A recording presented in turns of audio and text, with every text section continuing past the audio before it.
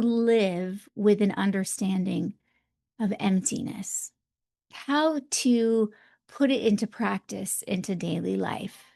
I know that we've talked about this before, but it's always helpful to go back through and remind ourselves how emptiness can help us. Even the slightest little bit of wisdom of emptiness can help tremendously in life.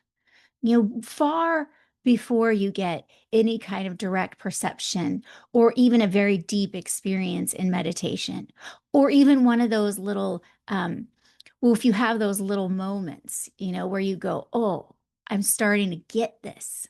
You guys have some of those little moments where you go, oh, yeah. See, what we're trying to do is have more and more of those little moments, I think, because our mind is so attuned to not being in reality. Like everything has trained us to not live in accordance with reality. That even the slightest glimpses help us tremendously. And I find that you keep having to look like almost out of the corner of your eye, you know, hey, emptiness, hey. And you just get little glimpses of it where you start to understand it. So these last two classes, I'm going to try to see if we can get some more little glimpses of how to live and practice emptiness in daily life to make our lives better. How we do that. And whenever you understand how to live emptiness in daily life, it points you in the direction of a meditative experience or understanding of emptiness. Because reality is just reality, isn't it? If you think about it. Not that we are seeing reality, we're really not seeing reality, but there is some reality. Even if we don't completely get it, or even if um, who knows? Maybe Buddhism doesn't get it, but there must be some real reality out there. Surely there is a reality.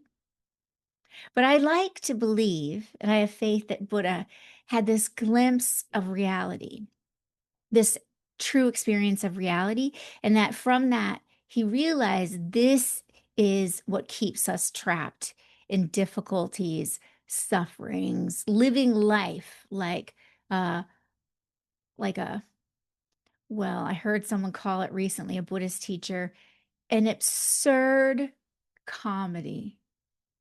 Oh, no, it was an absurd dramedy. That's what it was, because it's dramatic and comedic. Where it keeps us living life like it's our own life. And aren't we just the central figure in our life? I mean, we are that. Even if we've managed to make it less like a dramedy and more just like a nice romantic comedy. Or more like a comedy. That would be great. I mean, that's what we're aspiring to. But we're that central figure. And wouldn't it be interesting if we could realize that we are the creator of all our dramedies, all our tragic scenes are created by us. All of our comedic scenes are created by us. Kelly was reminding me of a unfortunate podcast episode that I regret recording ever. Ugh. I just, what, every comedic, sad, embarrassing thing that happens to me, I just use it as fodder for you guys. Yep. And so she was listening, her and Cody, to the one about like a sample I had to send off. You might remember this one if you listen to the podcast. I'm not going to go any further. But I just was like, I wanted to crawl under the desk while talking about it. And then, of course, you guys don't know this, but the people who attend the podcast recordings, my friends and neighbors, they just delight in making fun of me about these foibles, after class. And in that case, for months after. I haven't lived down that particular podcast episode in all this time. So I'm perfectly happy having a little bit of a comedic existence of my own creation because I can share it with you guys. But now, how do we see our life as a fiction, a creation of our imagination? Our life is an illusion of our own making, an illusion of our own making. I'm going to share a few slides with you because I want to let you read the part of the root text that we are looking at this week. In the period between sessions, be a creator of illusions. The period between sessions means meditative sessions, meaning if you get an experience of emptiness, a deep experience in meditation, where you really get an understanding of the meaning of emptiness, where you experience that with your own mind. When you arise from meditation, everything is still going to go back to appearing as truly existent.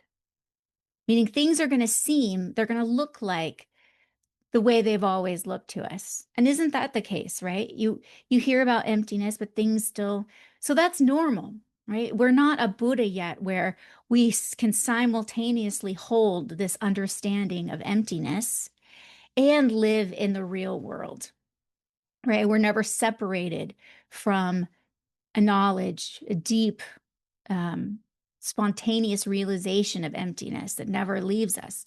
Right now, we're going to, in between sessions of meditation, things are still going to look real. And they do, don't they? Look around right now. Don't they all look real? I see Joey Joe. She's looking around. Real. she's she's good at following the directions. It's like, yep, real, real, looking real. Everything's looking real. Now, how can we be a creator of illusions? That is our task this week. That this would be what we put in our phone as a silent alarm to remind us, be a creator of illusions. Okay, so how this, oh, you know what I was going to show you? Actually, okay. Let me leave this. Okay. I am going to show you an illusion, a magic trick, because this is the analogy that we are looking at this week. So, though things seem to be real, which means they appear to exist from their own side. Right? That's what it seems like. I mean, it's just what your experience is. I know it's a lot of fancy words, appears to exist from its own side, but it just means that you walk into the room, right? And you find your computer that you're going to have a nice class on. And you look at that computer and you think it's real exactly as it appears. That it is exactly as it appears right in front of you. You're not thinking this is a dependent related phenomena. See how all these fancy words are coming? It's hard, isn't it? Because you have to use these words to get to the very essence. But it's just that things don't seem when we come into the room to depend on causes and conditions, right? You come into the room and someone has bought a nice, beautiful cake, right?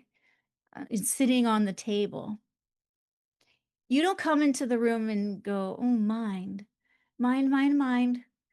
What are you thinking about this cake, mind? This cake does not exist from its own side. It definitely has depended upon many causes and conditions, the flour, the butter, the la la la la la. But also my perception even of it as food and the most tantalizing of food. Like I love some cake. Cake is one of those things like vanilla, like a yellow cake. Ooh, with buttercream frosting. Now, my dogs do not perceive cake as food. Well, slowly over time, I've got them in some bad habits. But usually you give them something sweet and they're like, what is this? This is some non-food thing, right? And very health conscious people sometimes will even see these things as non-food items. But an animal, okay, a cat will not eat your cake. Well, I have seen a few cats that have been adopted a few of our bad habits, and I I have seen one lick some frosting off cupcakes that the guests were supposed to eat. That's stuck in my mind. So it does happen. But usually a cat, really a cat, will go, I don't know what you are thinking. Okay, lady. I don't know what this is. This is not food. Give me some slop that's like meaty or whatever. No. But our mind perceives it that way, right? It comes in, that's a real cake. That's real food. That is, and there's many stories maybe that go on top of it, isn't there, with it? Oh, I shouldn't eat any cake. I'm trying to not eat so much sugar. And then you get, you know, there's just so much that goes on, isn't there, with it? Many times, many dependent related things happening, many causes and conditions coming into this one simple thing that's sitting on your counter. Oh, I shouldn't eat this. But as a child, I was um, given food as love. So I see this as love and affection and good times. And do you see how so many things are coming into the story of this cake? So that the cake is really an illusion, isn't it? Because your cake is your cake and my cake is my cake, right? Elizabeth has one idea of cake. I have a feeling has less fantastical, yummy experience stories than I do about cake. My illusion of cake is like, oh, yeah, yeah, yeah, yeah. Let's spread the love here. You know, my illusion of a cake is different than your illusion of it, isn't it?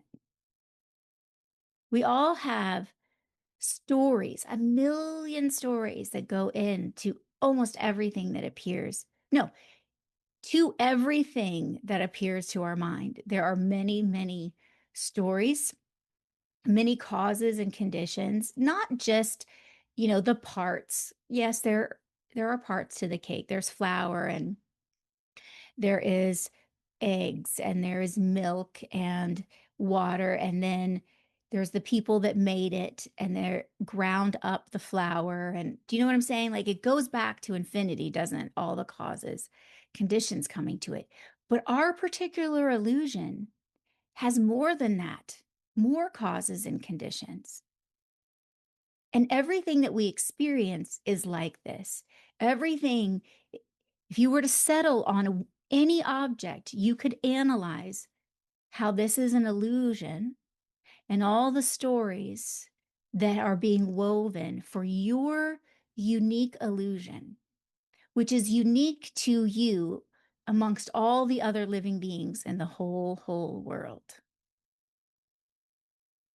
I'm going to share another little slide with you. These terms, because I know these terms are confusing, but if you could just get a little glimpse out of the corner of your eye what this could possibly mean. Okay, so reality, they say, is one thing, right? It's like one coin, but the coin has two sides. There's the heads and the tails. Ultimate truth that we experience first just in meditation. That's how we can experience emptiness, right? We experience it and we can understand emptiness, though intellectually we can completely understand emptiness. That is the ultimate truth of reality, that things are empty of existing just the way they appear. Right? You just find them and that's how they are. Existing, you would say inherently. That makes sense, doesn't it? A little bit inherently from its own side. You come in the room and there it is, right? You come in and your friend has a foul look on their face, thinking you did something wrong, or maybe it's a colleague, or even it's your dog. You did something wrong. Oh. And you don't come in thinking, this is my illusion. There's a story behind this, and this is also their illusion. Okay. Um, but there is the ultimate truth of things that there is no fixed reality to seeing that person with a foul look on their face. The conventional truth is the other side of reality, meaning the other understanding of how reality exists. And reality does exist in a conventional way. Cake does conventionally exist. By convention, we decided that cake for humans is a food. And this is how you basically make a cake. And if you don't do it the right way, it ends up looking like cornbread and gravy instead of cake with a nice, pretty frosting. That did happen to me upon my first try with making a cake. They thought it was for Thanksgiving. I was trying to make a special fancy cake, and it just turned out with a soupy frosting, yellow, that looked somewhat like cornbread and gravy. And I couldn't even bring it out. I was just so embarrassed. I stuck it in the fridge, and that's how someone saw it. I said, "Oh, is that cornbread and some kind of gravy?" No, that's my first try at a homemade cake. But conventionally, there is conventional truth. So, this is what is meant when we say things do exist. We're not saying that things don't exist. By convention, things do exist, right? You are, by convention, a human. By convention, you have these aspects to your past, right? Your resume has certain things on it by convention that everyone agrees upon. But it is still what you would call truth for a deceiver. Because we are a deceiver, meaning we're constantly creating illusions and believing them. We're constantly creating fictions and thinking they are biographies or a nonfiction book, right? We're creating fiction of our life and saying, no, this is real. But in fact, it is like dreams, everything, or illusions, or fiction. Nothing exists. You can see on the bottom, nothing exists independently of all the stories we put into things to create this fiction that then we believe is real. All things come from causes. That's part of our conventional truth of things, the way things do exist.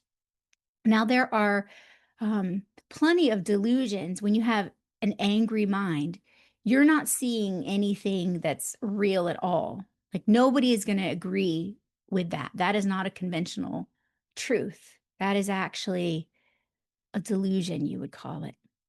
You're seeing through the lens of that. But there is some level of delusion happening all the time, some attachment, some grasping at ourself as existing in a real fixed way so that everything is a fiction. But some things you can't ask other people to believe. Like if you're angry at something, you might tell your friend, but only if she gets angry with you is she going to really see it the same way. And that's her deal, actually, your friend. How I thought about this was this fiction idea, this illusion idea was the other day when I wanted to teach on how not to care what other people think. which is a very nice thing to try to do more and more. And I happened to have Missy's friend staying with us. He came for a few days, and he is like the poster child of not caring what anybody thinks. He's unusual, okay? I'm not going to say the average person can be like this.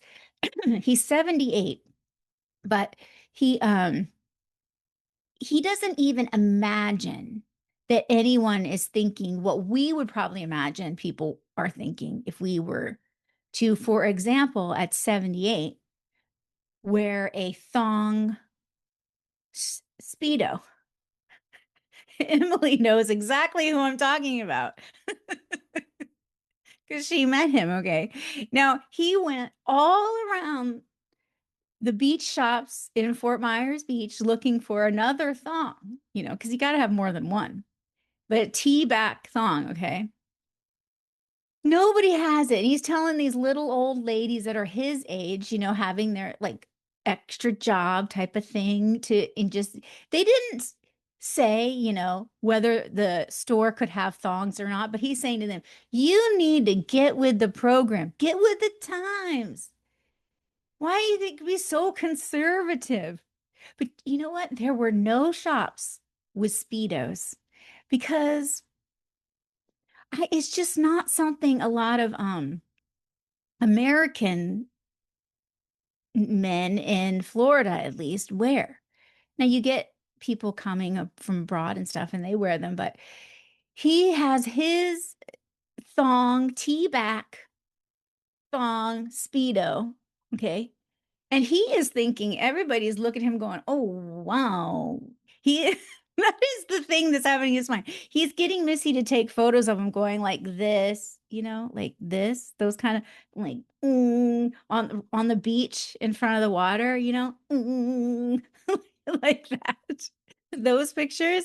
And he is definitely thinking like, "Oh, everybody looking at me." And then Missy, even just by virtue of being the photographer, is so mortified. that that is not what she's thinking they're thinking. The fiction in her head of what she thinks others are thinking is completely the opposite of what he thinks they're thinking. It's fictions, both fictions, right? Which one is true? We don't even know. We cannot know what those other people are thinking, the thoughts going through their mind. To even imagine what other people are thinking is another fiction. It's another story we tell ourselves, actually. And then, so you can see how the image of him, the 78-year-old guy in his T-back thong, which is even more than your normal Speedo, okay? This is like a string back, okay? This is like, wow, right? That is a fiction in his mind of who he is. It's a fiction in his mind of what other people are thinking. It's a fiction what Missy is thinking about the experience where she's so mortified. And it is a fiction of what she's thinking other people on the beach are thinking. Do you see what I mean? All these fictions. So in your mind, who you are is also a fiction.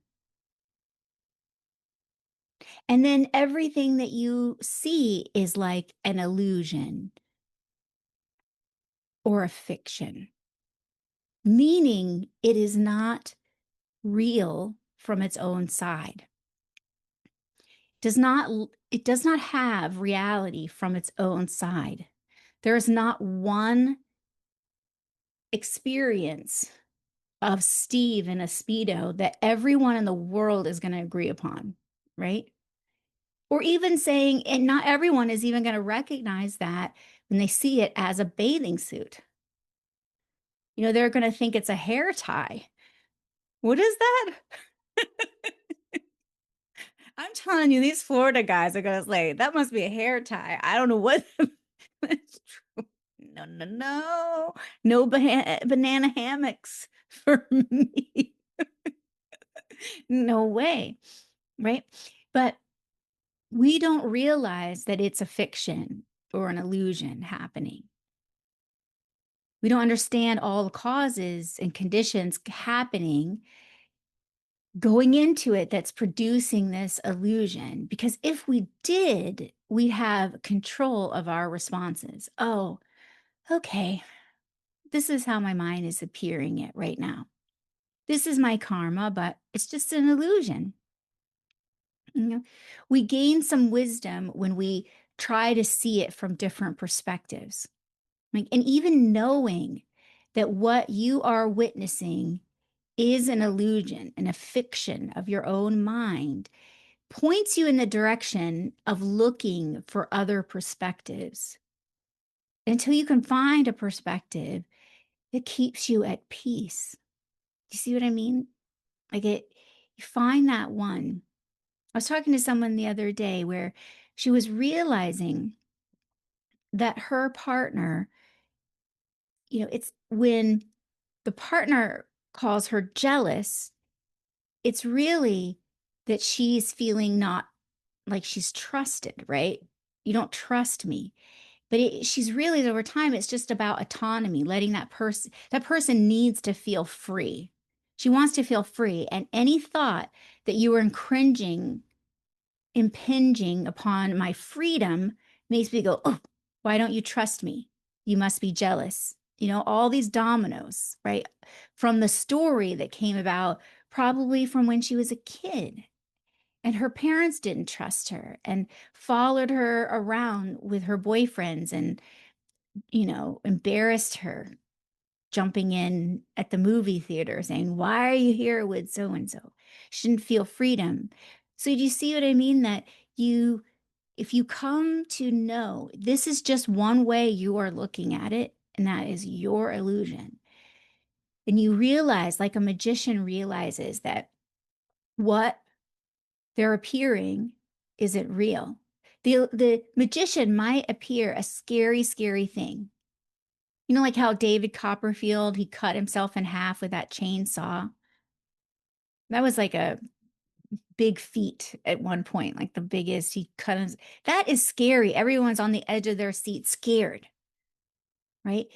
But David Copperfield wasn't scared because he knew he was just creating an illusion, a very realistic seeming illusion. And he wasn't scared. He wasn't moved, right? So if we have a situation where we are moved to react strongly, that is like a ding, ding, ding. That is appearing very real to me. We're actually grasping more at reality existing the way it appears inherently.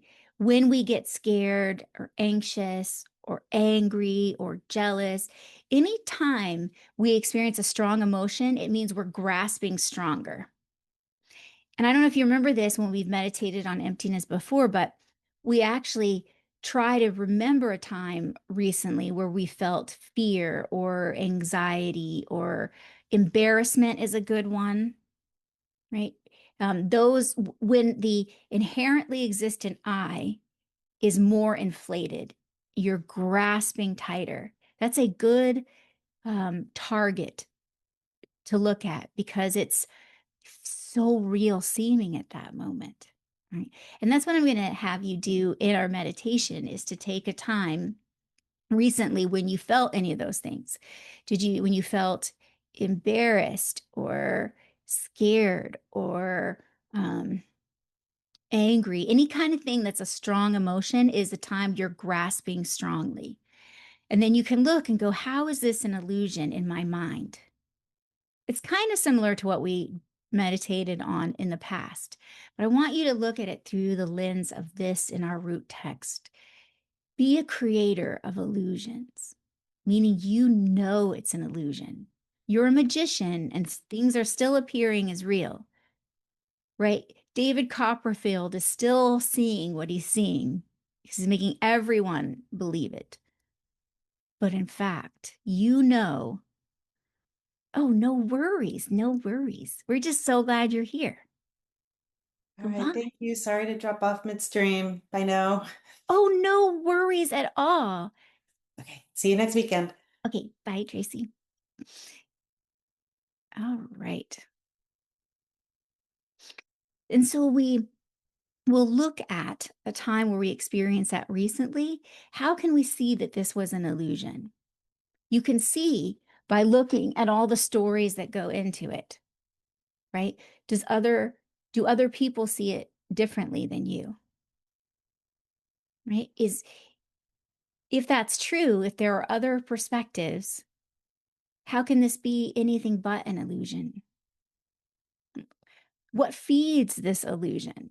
Why do I have this feeling of anger or embarrassment or fear or whatever it might be? How is this an illusion? And then you're going to go, okay, now I'm going to be a creator of illusions. So when you start to feel a strong grasping happening, you're really grasping at things existing exactly as they appear.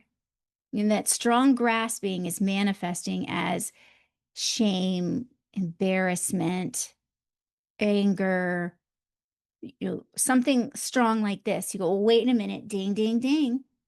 I'm a creator of illusions. You're not tricking me, mind. and and you see the parts that go into it. I want to share one last thing before we meditate. I don't know why I like this, but I do. I was going to show you the David Copperfield illusion, just for you to get a fun sense of, you're trying to be a magician, right? Like this. But it was a little scary. So I found a different one, right? Where you see at the very end of the illusion, which I think is a fantastic illusion, how he created that illusion, right? Is what you want to do is become someone that realizes how you create that illusion. We say things come from our subconscious mind. It's really that we're not conscious of how we're creating those illusions. And yes, they might come from our past or our childhood or um, the ways we've developed to cope with life. We've got these coping mechanisms that are causing illusions to appear a certain way. But it's knowing how you create the illusions that you gain power to be a creator. I'm going to create something different for myself. I'm not beholden to this. I'm going to be different. So here is a little magic trick, which I think is fantastical. Happens to be a little Harry Potter themed, because I like that more than scary chainsaws.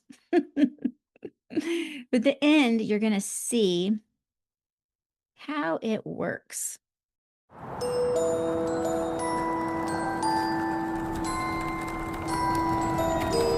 Like my costume? Yo, that's so cool. How are you doing that? Got a Nimbus 2000. Oh, I see. Mirror. Wait, is that my longboard? Oh, Longboardium Leviosa! Zach, my longboard! Come on, man, get back here! Dude, not Yeah. Aren't you guys impressed though? But then at the end, you see there's like a mirror involved. I still don't 100% get it, but it is, you know, really, if I hadn't seen at the end where they give it away, they let you see it, you'd never know. I'd be, oh, wow, it's the real Harry Potter. No, we don't believe in those things, I suppose, anymore. We know it's some kind of illusion because we're much more sophisticated now. Back in the day, they believed magicians were really doing magic. But now we know because we're more sophisticated. But can we become so sophisticated that we know we are the greatest illusionist? Because we are the greatest illusionists. Humans, hello, okay? Humans make food out of things that no other species would find food. We make illusions out of all kinds of amazing things. So this is the trick to realize the mechanism. How are you creating this illusion? Okay, so we'll start the meditation. If you get into a nice, comfortable posture for meditating,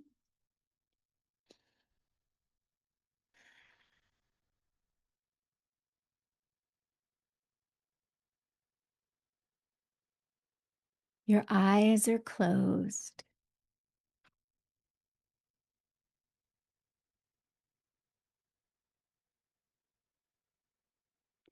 Breathe through your nostrils, but breathe naturally yet deeply from your diaphragm.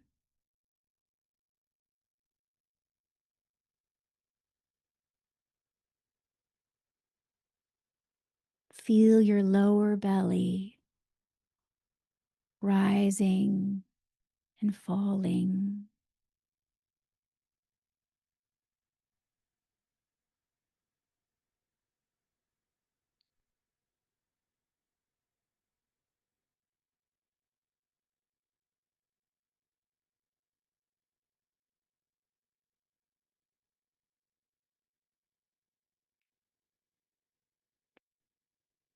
The Buddha taught that we grasp even more strongly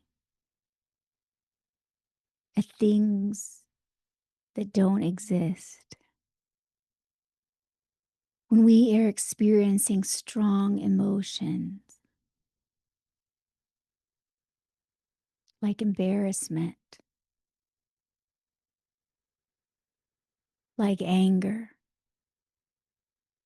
anxiety, fear, these are times the grasping at inherent existence of yourself is really strong.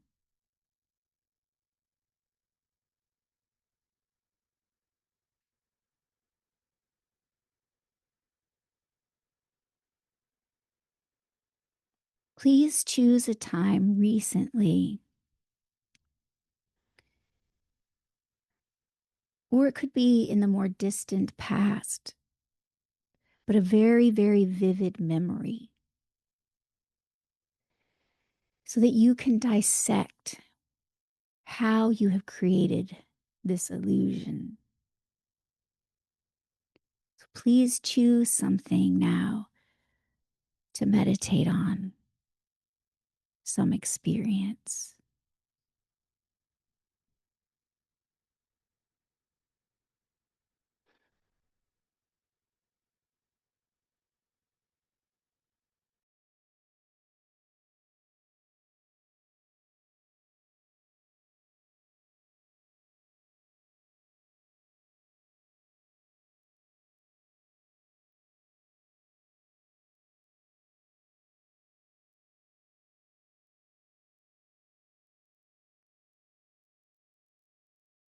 At the time, did you question whether this was really how it seemed to be?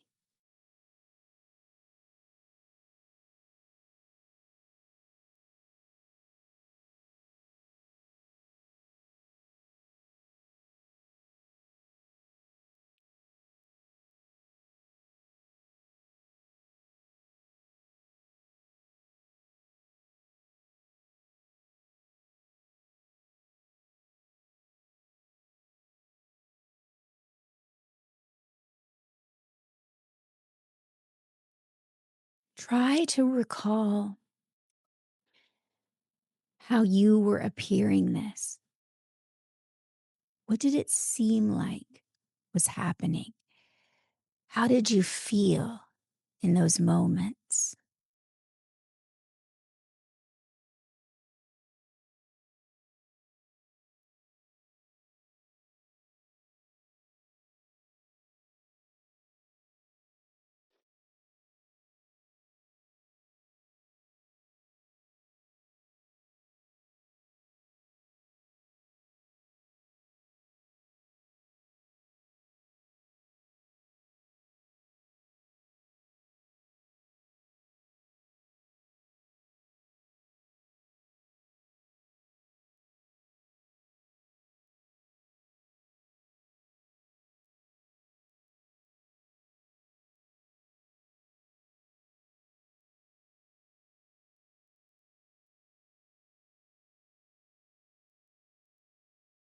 It felt real. or else you wouldn't have a strong emotion.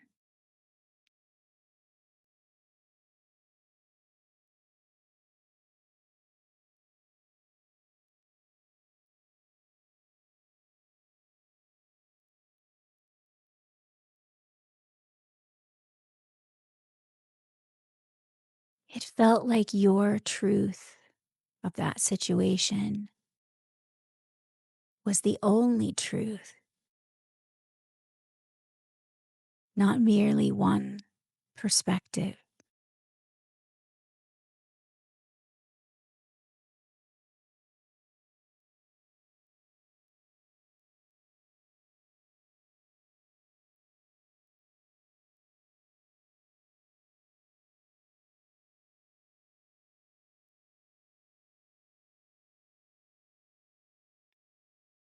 Let's look deeper at this point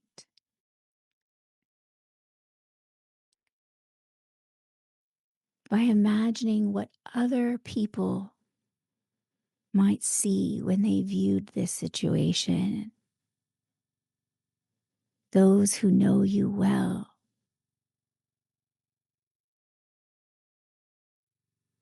those with some understanding the context. Though you thought your reality in that moment, your perspective, was the only one, it was true and real. What ways would other people have viewed this? Or how can you imagine they viewed this? Try to see it through at least one other person's eyes.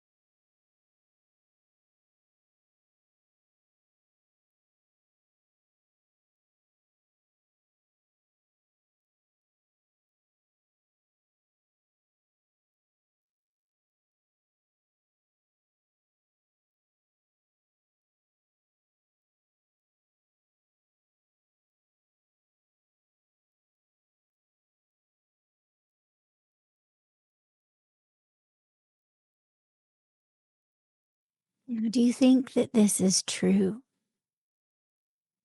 Question this from this experience.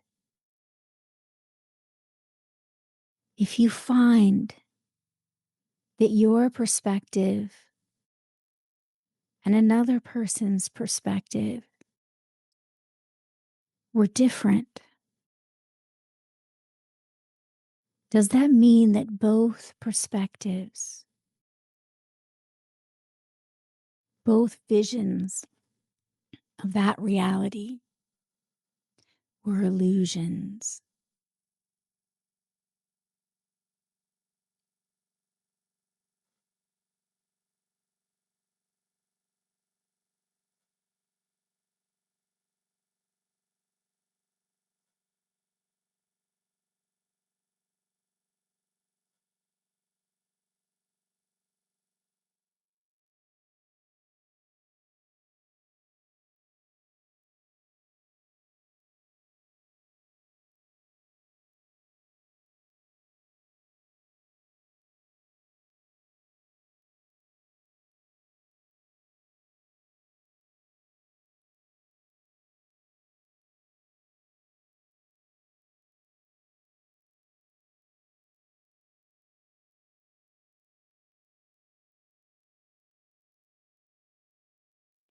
Can you look deeper at the causes of your illusion in that experience? What habits of mind, what past experiences, what ways you try to cope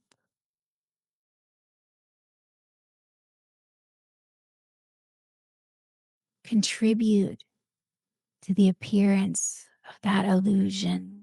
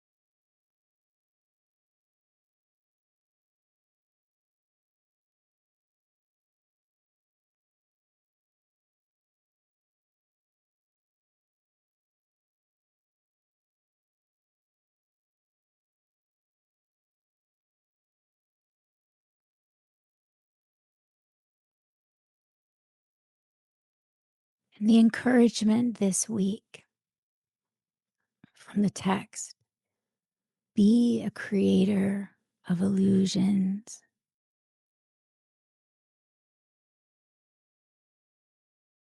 Pushes us to see how we create these illusions, these stories, fictions.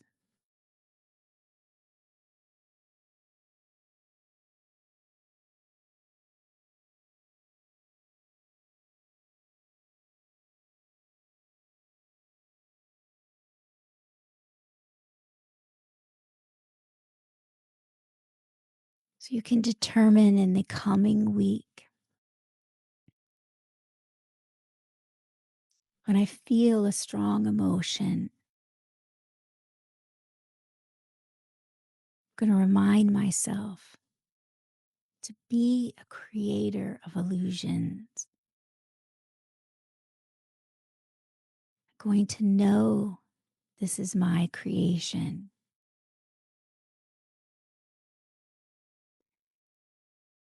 And I'm going to look for the stories I'm telling myself.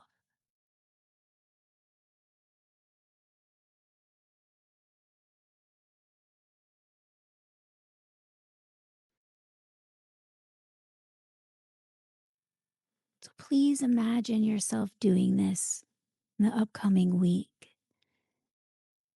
Imagine yourself putting this into practice.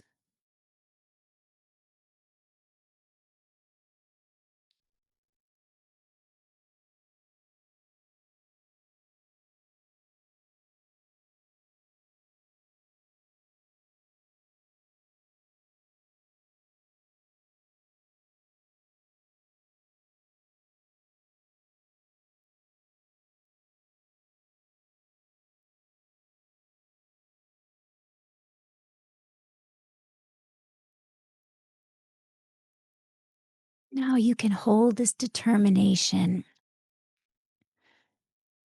I'm not going to be tricked. I'm going to be a creator of illusions.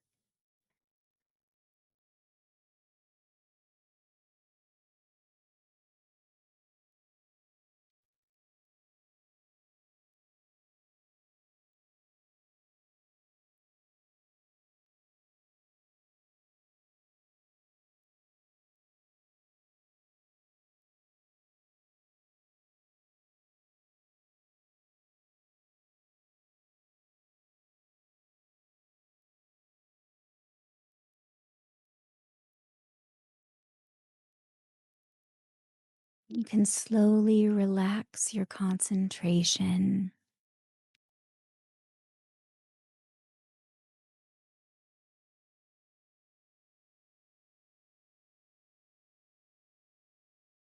Gently arise from your meditation.